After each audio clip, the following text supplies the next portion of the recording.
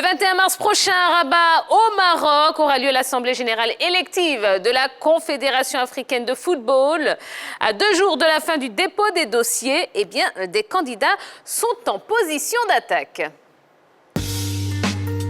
Élu président de la Confédération africaine de football le 16 mars 2017, Ahmad Ahmad est dans les derniers mois de son premier mandat. Et comme il fallait s'y attendre, le Malgache a décidé d'être candidat à sa propre succession.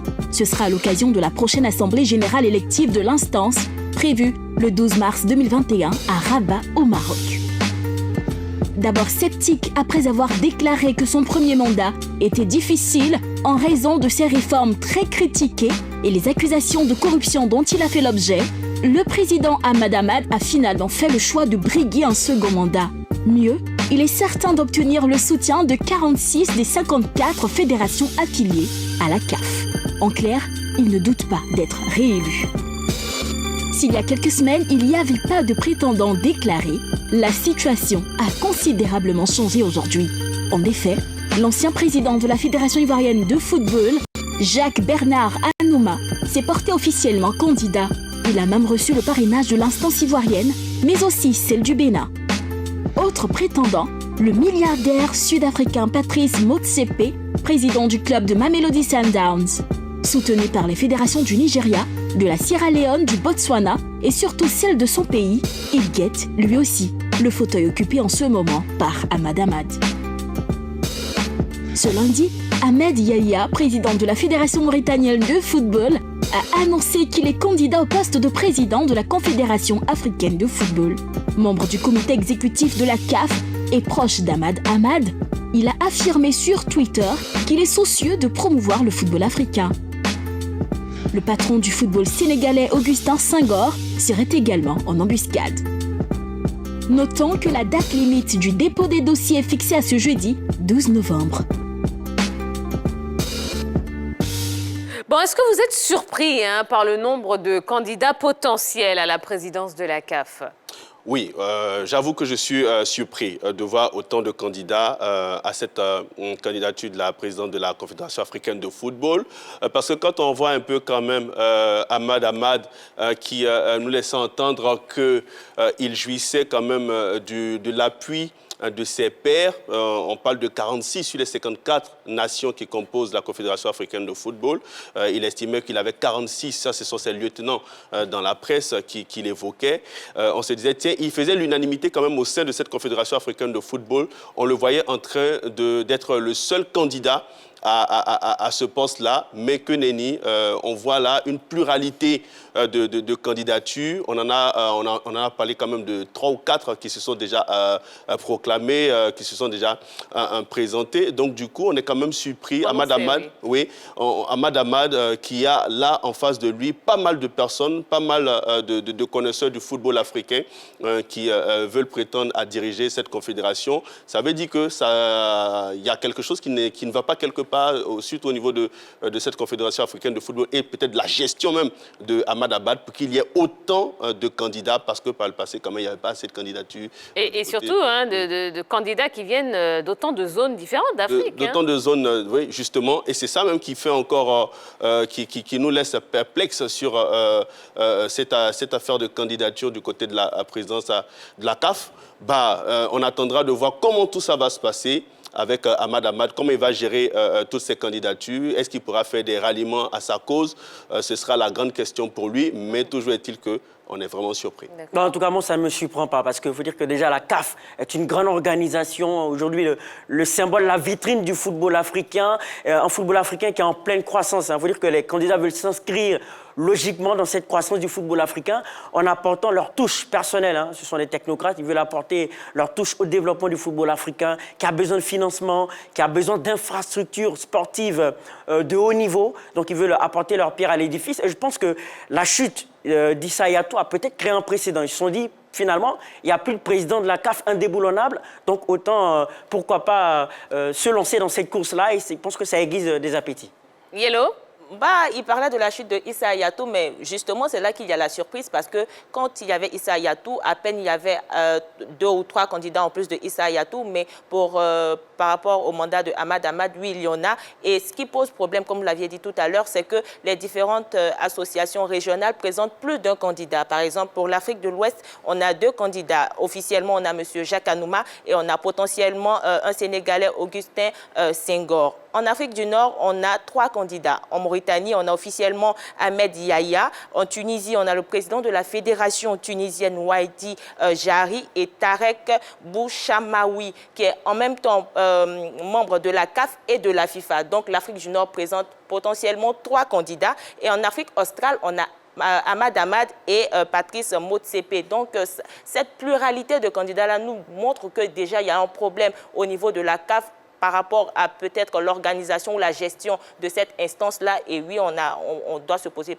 véritablement des questions sur cette gestion. Non, moi, ce sont les problèmes qu'il y a à la CAF qui me font dire que je ne suis pas surpris par rapport à toutes ces candidatures.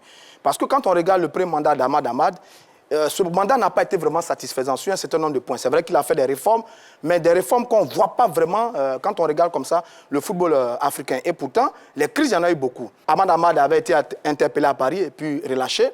Ensuite, il y a eu un audit qui avait été dirigenté par la FIFA. La CAF avait été mise sous tutelle plus ou moins avec l'arrivée de Fatma Samoura. Il y a eu la crise de la finale de la Ligue des Champions l'année dernière entre l'Espérance de Tunis et l'équipe du WAC. Ensuite, il y a l'imbroglio qu'il y a autour de la période de la CAN, janvier, juin, on ne sait pas. Le débat qu'il y a eu également sur la CAN, la périodicité de la CAN, 2 ans ou 4 ans. La guerre qu'il y a en ce moment qu'il y a eu entre les Égyptiens et les Marocains sur le secrétariat général de la Confédération africaine de football. Il faut savoir que depuis qu'il est là, il y a eu 4 secrétaires généraux depuis l'arrivée d'Ahmad Ahmad à la tête de la CAF, un Égyptien et 3 Marocains. Donc tout ça, ça fait un peu beaucoup pour un seul mandat. Ça fait qu'il n'y a pas vraiment la grande sérénité du côté de la CAF. Et donc tous ceux qui gravitent là, dont les noms qui sont cités, pensent qu'ils peuvent apporter quelque chose à cette institution importante qui est la Confédération africaine de football. Et donc, à mon avis, je pense que c'est les atténuements, les hésitations, les petites erreurs, les quelques incompréhensions, les crises du premier mandat d'Ahmed Ahmad qui ont envoyé plus ou moins toutes ces candidatures. Et quand je vois ça, je me dis que je ne suis pas du tout surpris parce que ceux qui sont cités là sont de grands bonhommes du football africain. D'accord. Alors justement, on va les regarder d'un petit peu plus près, ces candidats. Donc Ahmad Ahmad, Ahmed Yahya, Patrice Motsepe et puis Jacques Anouma, évidemment. Balo, Ahmed Yahya, alors qu'est-ce que vous pensez de lui? Oui, c'est déjà un homme brillant parce qu'il est le premier Mauritanien à accéder au comité exécutif de la CAF. C'est le tout premier, c'est-à-dire que c'est quelqu'un d'assez compétent. Il a été président également de la Fédération mauritanienne de football. Il a 44 ans, il est jeune. C'est un profil quand même assez jeune, c'est quelque chose de novateur dans ce climat électoral au niveau de la CAF, d'avoir quelqu'un de jeune, de compétent. Donc ce sont des qualités qui parlent pour lui. Et avec lui, excusez-moi sans vous interrompre, mais avec lui, c'est vrai que la Mauritanie a joué son premier CHAN et sa première CAN. Ouais, bien sûr, ce qui prouve que c'est quand même quelqu'un qui a de la suite dans les idées. Il a été élu pour la première fois en 2011, à seulement 35 ans. Donc c'est quelqu'un qui gravit des échelons véritablement avec un âge assez jeune. Donc, pour ces raisons-là, je pense que c'est quelqu'un qui peut inquiéter et apporter quelque chose dans cette élection. Il a été élu meilleur dirigeant des CAF Awards en 2018. 2017. En 2017-2018, enfin, à son âge. Et il est réputé très proche d'Ahmad Ahmad. Donc ça veut dire que là, déjà, il y a un très proche d'Ahmad Ahmad, ils ont un peu la guerre des amis. Donc c'est un bon petit dirigeant qui déjà a fait ses preuves sur le continent et c'est un sacré client qui vient là pour cette élection. D'accord. Alors, Patrice Motsepe. Ah oui, Patrice Motsepe, c'est le président du club sud-africain du Mamelodi Sundowns. Il a 58 ans. C'est un milliardaire, homme d'affaires, richissime. Il est le beau-frère du président actuel de l'Afrique du Sud, Ramaphosa. Et il faut savoir qu'il a quand même déjà des soutiens. On parle de Danny Jordan déjà, qui a déjà appuyé sa candidature avec celle du ministre des Sports de ce pays, Nati Mtetwa.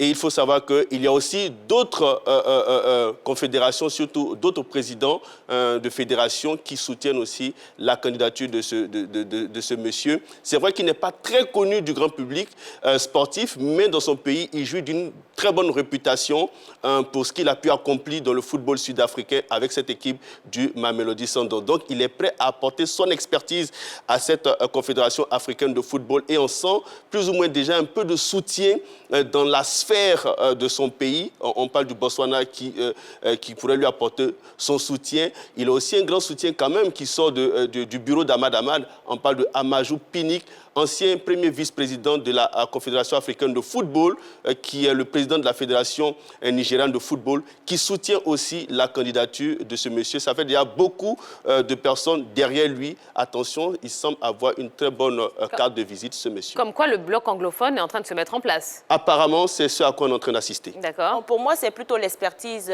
au niveau financier qu'il pourra apporter parce que par rapport au niveau sportif, il n'y a pas grand impact. Il n'est que propriétaire du club depuis 2003. Ce qu'on sait de lui, c'est que c'est un brillant avocat, grand homme d'affaires à la tête de 12 entreprises minières, qui a été l'homme le plus riche entre 2012 et 2015 selon le magazine Forbes en Afrique du Sud. Donc, c'est certainement l'expertise au niveau financier, mais par rapport au niveau sportif, j'en doute un peu. Pour D'accord. ajouter quelque chose à ce qu'elle a dit, sa fortune est estimée à 2,4 milliards de dollars. Ça veut dire que c'est un gros bonnet, il a beaucoup d'argent. Il fait peu avec ses milliards. Allez, là, déjà, avec ses milliards, il aura beaucoup... il aura une campagne un peu à la présidentielle. Ça aide à convaincre. Voilà.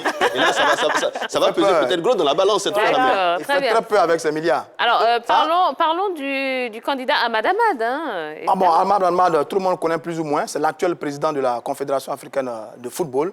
Il a été élu en mars 2017. Il a détrôné un baobab qui est Issa Hayatou, qui avait fait 30 ans à la tête de cette institution. À l'époque, ça avait été une grosse surprise. Personne ne l'attendait du tout. Il avait le soutien de la cause AFA. Il avait obtenu 34 voix contre 20 par rapport à Issa Hayatou. Un écart de 14 voix. Ça avait été énorme à l'époque. Eh bien, c'est lui-là qui remplit le point, un deuxième mandat à la tête de cette institution. Il est au centre de tous les débats. Polémique autour de corruption, une affaire judiciaire qui le suit. On parle de nombreuses réformes. Bon, il a réussi quand même à s'imposer dans le milieu. Sur sa prise de fonction en 2017, il a fait le tour du continent pour prendre le pouls et de présenter son programme rénovateur au niveau du football africain. Est-ce qu'il aura réussi vraiment à impacter le football africain? Je ne dirais pas oui, mais dans tous les cas, c'était Ahmad Ahmad qui a assis. Sur ces derniers temps, il y a eu quelques nominations, notamment le Burkinabé Bourema à la tête de l'UFOAB. Il a dû placer ses hommes. Bon, c'est le président sortant. Généralement, ce type de candidat est très, très redoutable parce qu'il a avec lui la machine de l'organisation, il a avec lui l'institution. Mais qu'est-ce que ça va donner face à tous ces candidats que nous citons? Mais faisons attention à ce Ahmad Ahmad parce qu'il y a quelques années quand même, on ne l'attendait pas. Il a battu un certain Issa Hayatou. Il faut faire attention à lui. Absolument. Et on va terminer avec le candidat Jacques Anouma. Qu'est-ce qu'on peut dire de lui? Qu'est-ce que vous pensez de Jacques Anouma? Jacques Anouma, ancien président de la Fédération ivoirienne de football, président de club, ancien président de l'UFOA. Il faut aussi savoir que Jacques Anouma a été un membre du comité exécutif de la CAF et puis de la FIFA en 2006. Donc voici quand même toute une carte de visite pour notre Jacques Anouma national. On sait ce qu'il a accompli avec cette fédération ivoirienne de football. Il a réussi à hisser haut le football ivoirien avec cette grande sélection que nous avons eue. Jacques Anouma a de l'expérience. Il a tenté à 2 reprises d'être... 2 Coupes du Monde. Oui, 2 Coupes du Monde, 2 qualifications. Deux phases finales. 2 phases finales, Oui. une finale jouée, perdue face à l'équipe de l'Égypte, malheureusement. Mais bon, c'est pas bien grave. Mais on n'arrive pas en finale. Qui veut quand même ça aussi, faut le rappeler. Donc, voici un homme qui a quand même de l'expérience et du vécu dans le monde du football, surtout africain. Il jouit quand même d'une belle réputation auprès des fédérations voisines, donc le Burkina, le Mali, le Bénin, le Togo et consorts. Et donc, voici, il a quand même quelque chose qui peut mettre au profit de cette confédération africaine. Oui, il faut dire qu'il a apporté beaucoup de choses en étant président de l'UFOA, en créant donc, le tournoi des 4 nations. Il faut dire qu'à la base, l'UFOA était une fédération, une institution en manque de compétition. Lui, il a apporté ces compétitions-là, le tournoi des 4 nations. Mais en plus de cela, il y avait des cotisations non payées. Lui, il a régulé cela. Il a réglementé cela. Donc, c'est un bon gestionnaire. Tout le monde est unanime en Côte d'Ivoire pour dire que Jacques Anouma a laissé quand même un bon bilan à la tête de la Fédération ivoirienne de football en accordant des subventions aux clubs de Ligue 1, en participant, en créant un centre technique national pour l'équipe ivoirienne de football. Donc, bon gestionnaire, il a un bon profil. Je pense qu'il représente dignement la Côte d'Ivoire à cette échelle-là. Non, c'est-à-dire que Jacques Anouma, c'est tout le profil, le parcours d'un grand dirigeant de football. Vraiment, c'est ce qu'on peut avoir de mieux, enfin parmi les meilleurs sur le continent. Jacques Anouma, il connaît la FIFA, il connaît la CAF, il connaît les organisations, sous-régionales, UFOA, dont il a été le président. Il connaît les clubs, il est président des clubs, il est ambassadeur, il connaît la gestion, j'ai envie de même dire la chose étatique, parce qu'il a été pendant un certain moment dans notre pays un très haut sommet dans le fonctionnement de l'État de Côte d'Ivoire. Donc, Jacques Anouma, c'est vraiment un grand dirigeant. Il a formé de très grands dirigeants en Côte d'Ivoire, notamment Sori Diabaté, Idriss Diallo, Sidi Diallo, et il a été au cœur de la révélation de la génération dorée du football ivoirien qu'on a tous connu avec à leur tête le grand Didier Drogba. Donc Jacques Anouma, c'est vraiment une fierté nationale et j'ai même dit une fierté continentale. C'est lui qui a ressuscité l'UFOA, c'est lui le père du tournoi des 4 nations. Enfin bref, Jacques Anouma a tous les arguments. S'il réussit à remplir les conditions pour être candidat, s'il réussit à retrouver tout son réseau mais magnifique qu'il avait à une certaine époque, je pense que Jacques Anouma peut être un client mais très très sérieux dans cette élection à la Confédération africaine. Alors, pour résumer, Jacques Anouma, président de club, Jacques Anouma, président de fédération, président de l'UFOA également. Il ne lui reste plus que la présidence de la CAF pour couronner toute son œuvre. Oui, c'est un parcours naturel. Il a gravi les échelons step by step. Et pour moi, oui, être président de la CAF, oui, c'est ce qu'il reste à notre Jacques Anouma national. En tout cas, ils ont déjà tout dit, je ne peux pas répéter encore. Ajoutons qu'il est ambassadeur. Hein. Voilà. Oui, vous l'avez dit. Médiateur CAF, bon, vraiment. Est-ce qu'on il a tout pour lui, en fait. Est-ce que le bagage est lui. Alors, bon, par contre, en 2013, en 2013, il avait été déjà candidat. À l'époque, il était très bien parti. Il avait été victime de quelques rouages de la CAF parce qu'on avait introduit une dernière mesure qui disait qu'il fallait être membre élu du comité exécutif pour être candidat. Ça l'avait écarté à l'époque. L'article Roua. Malheureusement. Mais bon, là, il revient quelques années après. Raoult Raoua. Raoult Raoua, pardon. Raoult Bien Raoua. tenté, hein. Roua, non. Non, Raoult Raoua. Oui, c'est ça. Joli projet. Après moi. Raoult Raoua. Mais... Est-ce que j'ai bien dit, non? J'ai bien prononcé. Bonne arrivée, parce qu'elle me le fait souvent aussi. C'est bien joué, la jolie crochet. Bon, enfin, bref, Jacques Anouma est un très bon client, il faut le dire. D'accord, merci. Déjà, vous avez dit en dessous Fatou tout à l'heure, je n'ai rien dit. Hein. Fatih. On sait bien que c'est Allez, Fatih. c'est Vous avez dit Fatou. J'ai moi-même dit Fatou aussi, on dirait. C'était Roger en plus. bon. Bon, ben voilà, c'était Roger. Donc, vous deux là, je vous ai à l'œil. Attention, hein, méfiez-vous. Bon, on l'aura pas à ce carton rouge. Allez, jeudi, on aura la liste définitive des candidats à la succession d'Ahmad Ahmad. Où en sont les candidats déclarés, conformément donc, aux conditions à remplir pour faire acte de candidature. Roger Stéphane, déjà, qu'est-ce qu'il faut pour être candidat? Bon, ce qu'il faut d'abord être proposé par une fédération. Ensuite, il faut avoir le parrainage de 3 fédérations, dont la fédération de votre pays. Ensuite, il faut avoir été ancien dirigeant, ancien joueur, mais en tout cas avoir été un acteur important sur ces 2 dernières années, soit à la FIFA, soit à la CAF, soit dans une association au plan local. Et puis après, il faut déposer ces dossiers auprès de la commission d'éthique, qui est la commission électorale qui organise les élections. Et puis après ça, on va en campagne. Voilà un peu les différentes étapes. Le délai de dépôt des dossiers, c'est le 12. On n'en est pas très loin. Oui. La campagne, je crois, c'est au mois de janvier. Et puis l'élection au mois de mars. Voilà un peu la procédure. Maintenant, sur ça, pour l'instant, en dehors du Sud-Africain, Boris va donner plus de détails. On n'a pas vraiment beaucoup d'informations sur les différentes candidatures pour l'instant. Oui, quand on regarde un peu les points pour être candidat, il y a un qui se dégage quand même parmi ces candidats déclarés, c'est le Sud-Africain, Patrice Motsepe. Oui, lui déjà, il a déjà le soutien de la Fédération sud-africaine de football, mais ajouté à ça, il a le soutien de Amadou Pini, qui est le président de la Fédération de football nigériane. Sans oublier aussi celle du Botswana et puis de la Sierra Leonaise, Isha Johannes. Donc, ça veut dire que lui, plus ou moins, il a ces 3 parrainages, si je peux m'exprimer ainsi, qui sont plus ou moins bouclés. Je vais m'exprimer encore ici. Et même, d'ailleurs, lors d'une interview de Danny Jordan à une radio étrangère, il a signifié que leur candidat, voilà, Motsepe, ils ont déjà transmis ces dossiers du côté de la CAF. Ça veut dire que lui, plus ou moins, son dossier est prêt. Maintenant, notre Jacques Anouma, on a laissé entendre qu'il a déjà le parrainage de la FIF, de la Fédération ivoirienne de football. Il a aussi celui du Bénin. Il lui reste un parrainage. On attendra de voir quel est le pays sous-régional qui va aussi lui octroyer ce parrainage. Ah, mais ce serait une très bonne chose. Il est déjà pas mal, il est en bonne voie d'obtenir ces parrainages et puis de pouvoir compétir. Bon, Patrice Motsepe, le Sud-Africain, c'est vrai que son dossier est prêt. Autour de lui, ça communique largement là-dessus. C'est très bien, mais ça ne fait pas de lui le favori. Parce qu'il faut rappeler quand même, peut-être que les autres ont un peu une méthode un peu différente. Il y a quelques années, Jacques Anouma avait fait beaucoup de, j'ai envie de dire, beaucoup de bruit autour de sa candidature. On sait ce que ça lui a coûté. Là, il ne communique pas beaucoup. Il a adopté peut-être la méthode chinoise. Les bruits ont fuité de ce que, bon, il a le parrainage de la Fédération ivoirienne, c'est naturel. Le parrainage de celui du Bénin, ça aussi, c'est bon. Pour le reste, le président Jacques ne communique pas beaucoup.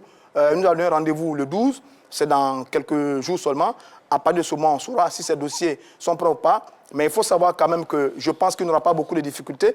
Lui qui a été président de l'UFOA à l'époque où l'UFOA était unie, où il y avait 16 pays au sein de l'UFOA, c'était en 2004. C'est en 2011 qu'on a fait la scission entre les deux UFOA. Donc je pense que Jacques Anouma devrait naturellement... Jacques Anouma devrait naturellement avoir ses parrainages. C'est pas Jack Bauer, hein? Mais et s'il était le Jack Bauer de cette élection, ce serait très bien. Bon, mais en tout cas, attendez, parce que le dépôt des candidatures, c'est quand? Le 12. Le 12? Ouais, dans 2 jours. Dans 2 jours? Ouais. Le même jour que le match Côte d'Ivoire-Madagascar. Donc, c'est ça. Anouma, attendez.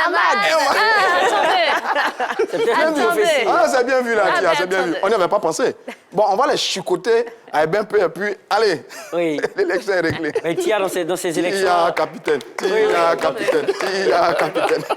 Tia, dans ces élections-là, il faut beaucoup miser sur le lobbying. Hein, au-delà du projet, il faut aller dans ce qu'on appelle du corps à corps, aller vers donc, les potentiels électeurs pour les convaincre. Hein. Ça compte beaucoup dans ces élections-là. Et Jacques Anouma a le background justement pour y aller. D'accord. Ouais. Et il a surtout l'expérience. Oui. Exactement. Allez, on va marquer la première pause de cette soirée. Là, vous allez quasiment tous sortir. Hein, ouais. Et, Yellow, Ballot, Yves Boris, eh ben, vous allez céder votre place, vos places plutôt, à Henri Jo, Jean-Philippe et notre invité de ce soir, hein, Ivarman Mbaya, organisateur du TIDA. Si vous avez des questions à lui poser, eh bien, ça se passe évidemment sur la page Facebook de la 3. Et puis on va parler, oui, hein, de ce match, cette rencontre. On y est presque là. Hein, le match Côte d'Ivoire-Madagascar, les dernières informations. Hein, on vous donne ça juste après la pub. Alors ne bougez surtout pas.